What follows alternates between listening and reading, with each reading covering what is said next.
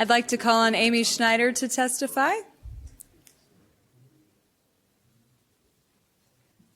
I understand we have quite a few overflow rooms, so just want to make sure we're getting everything right.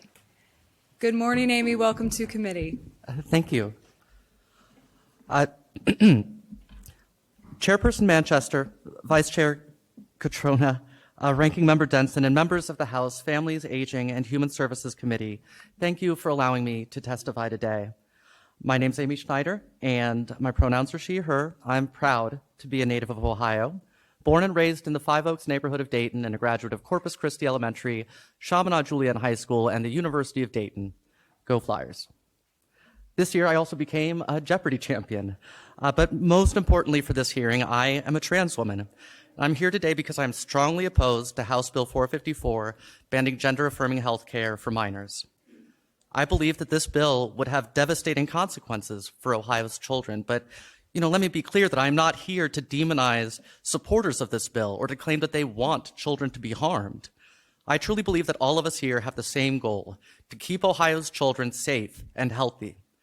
But if you do share that goal, then passing this bill would be a tragic mistake. Because far from protecting children, this bill would put some of them in grave danger, and a danger that not all of them would survive. And I know that that sounds extreme. Like, I must be exaggerating about that. I get that reaction, but I really believe that I'm telling you the simple truth. There are statistics and studies that I could point to support that, but I'm not a statistician, I'm not a doctor. And I am here to tell you why, even if I didn't know about any of those studies, I would still believe that the lives of children are on the line with the fate of this bill. See, my life is going great right now, like beyond my wildest dreams. I won $1 million on Jeopardy. I've become like a minor celebrity, flown all over the country, visited the White House. And most of all, this May, I married the love of my life, Genevieve. And yet, if all those things remained just as they are now, and the only thing that was changed was that I was told that I could no longer access hormone therapy, I don't know that I could go on living. And I hope that I would, and I'd hope that I'd find a way to do it, but I really believe that I might not survive. The best metaphor that I've come up with is that it's as if from the moment I was born, there was this quiet alarm going off in the back of my head, danger, danger, clang, clang, clang, all the time. And after decades of living with that agony, I came out as trans, and I began receiving gender-affirming care. And for the first time in my life, that alarm went silent, and I knew peace and quiet for the first time. The only way I was able to live with it before was because I thought there was no other way to live. But to have gotten this peace and to have that alarm turned back on now would be so devastating. And that's, for me, a grown woman who has so much going for her. But there are kids in this state that, don't have so much going for them. And if nothing else, they're dealing with the normal problems and anxieties of just growing up.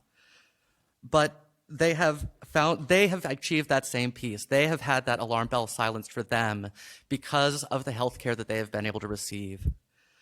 And so what I'm asking here today, please don't take that away from them. Please don't force them to go back to that constant feeling of wrongness and danger. I'm not asking anyone here to change your personal views on trans people. I'm not here to scold anyone about pronouns. I'm not asking you to do anything except to not pass a ban that is expanding the government's reach, not restrict the freedom of families and doctors and communities to decide for themselves what their children need, without a bunch of politicians in Columbus sticking their nose into everyone's private business. So I hope that you will consider my testimony and vote no on this dangerous bill. Thank you again for the opportunity to testify, and I will take any questions that you may have. Thank you for your testimony. Are there any questions for the witness? Representative Humphrey? Thank you, Madam Chairwoman, and thank you, Amy, for being here today. I have a question for you. Have you ever experienced any feelings of regret or any type of suicidal thoughts after receiving gender affirming care? No, I've never regretted.